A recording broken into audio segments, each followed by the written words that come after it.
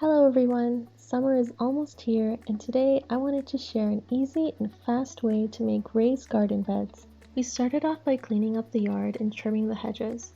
Ideally, you want your garden area as flat as possible. We used 2x6 rough cedar boards. Rough cedar boards are significantly less expensive and perfect for garden use. Cedar is also free from toxic chemicals and is naturally rot resistant.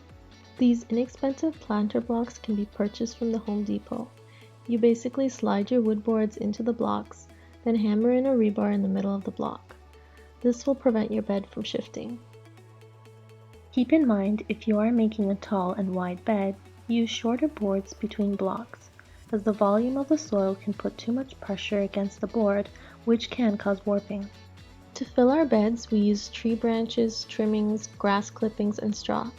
This helps bulk up your beds and provides nutrients and proper drainage. Finally, we filled up our beds with a mix of rich garden soil and topsoil. Don't forget to mulch around the plants to prevent soil from drying out too quickly between waterings.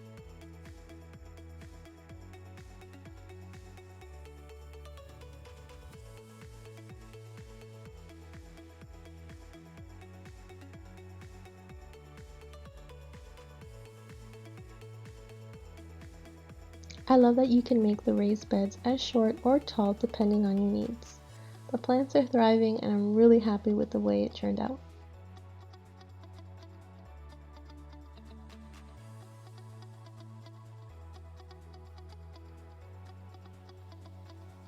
If you enjoyed this video, please like, share, and subscribe to my channel.